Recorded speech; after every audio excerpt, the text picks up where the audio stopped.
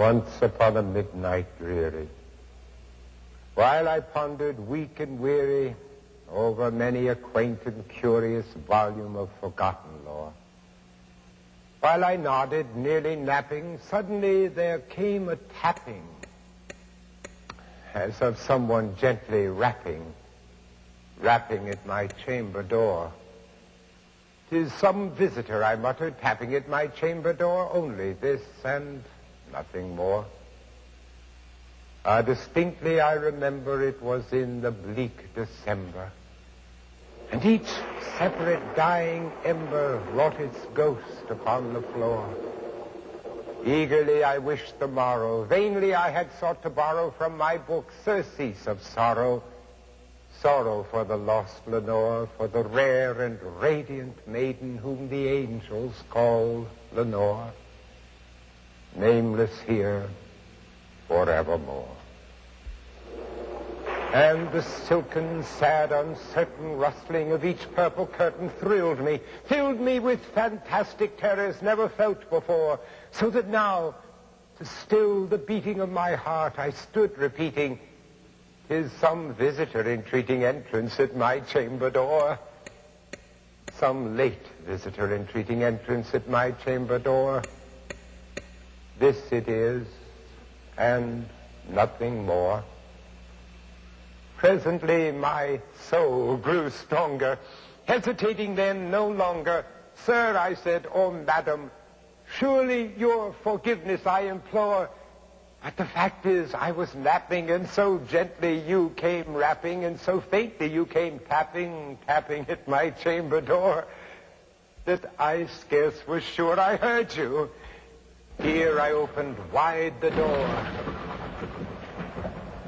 Darkness there, and nothing more.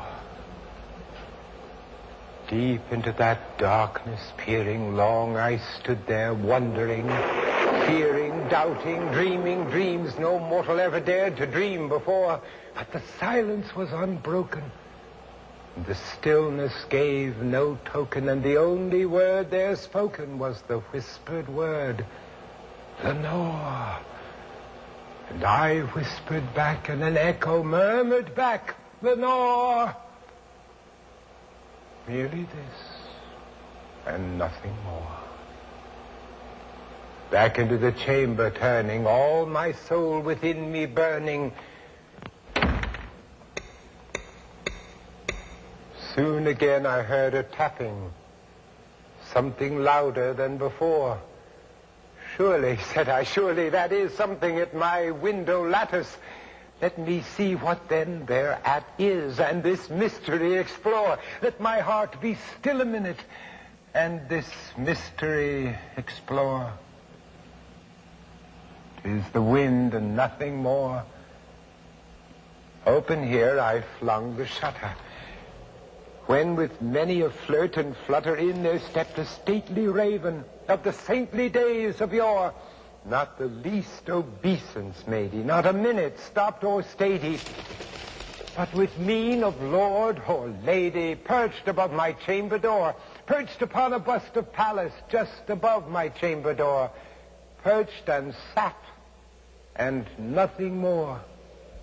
Then this ebony bird beguiling my sad fancy into smiling, by the stern and grave decorum of the countenance it wore. "Though thy crest be shorn and shaven, thou," I said, "art sure no craven, ghastly, grim, and ancient raven, wandering from the night's Plutonian shore. Tell me what thy lordly name is on the night's Plutonian shore." Quoth the raven, "Nevermore." Much I marveled this ungainly fowl to hear discourse so plainly, though its answer little meaning, little relevancy bore.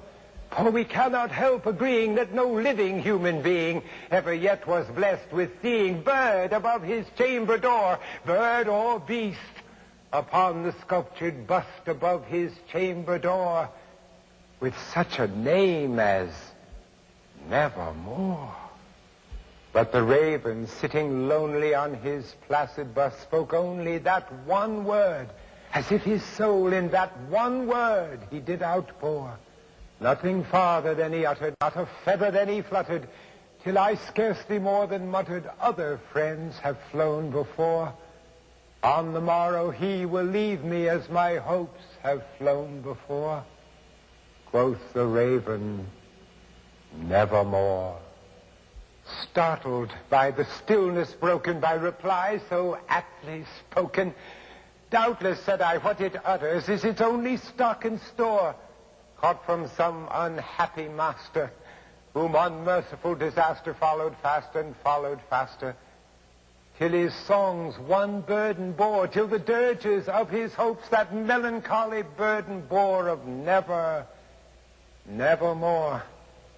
But the raven, still beguiling all my sad soul into smiling, straight I wheeled a cushioned seat in front of bird and bust and door.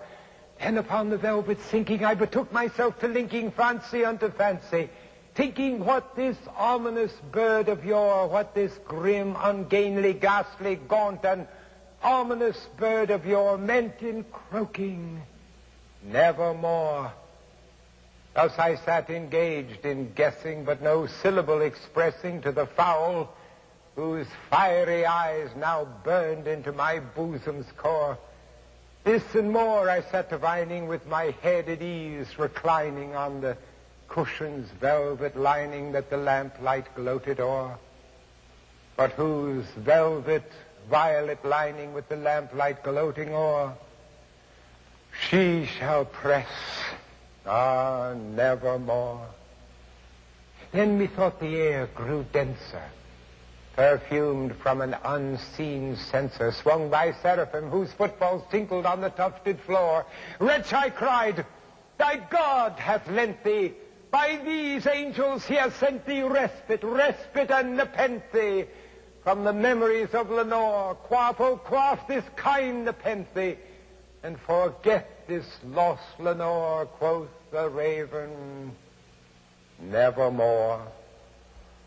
Prophet, said I, thing of evil, prophet still, if bird or devil, whether tempter sent or whether tempest tossed thee here ashore, desolate yet all undaunted, on this desert land enchanted, on this home by horror haunted, tell me, I implore, is there balm in Gilead? Tell me, I implore. Quoth the raven, nevermore. Prophet, said I, thing of evil, prophet still, if bird or devil, by that heaven that bends above us, by that God we both adore, tell this soul with sorrow laden, if within the distant Aden it shall clasp a sainted maiden, whom the angels name Lenore. Clasp a rare and radiant maiden, whom the angels name Lenore. Quoth the raven, nevermore. Be that word our sign of parting, bird or fiend, I shrieked upstarting, get thee back into the tempest and the night's Plutonian shore. Leave no black plume as a token of that lie thy soul hath spoken. Leave my loneliness unbroken. Quit the bust above my door. Take thy beak from out my heart, and take thy form from off my door. Quoth the raven, nevermore. And the raven, never flitting, still is sitting on the pallid bust of Pallas just above my chamber door. And his eyes have all the seeming of a demon's that is dreaming, and the lamplight o'er him streaming throws his shadow on the floor. And my soul from out that shadow that lies floating on the floor shall be lifted nevermore.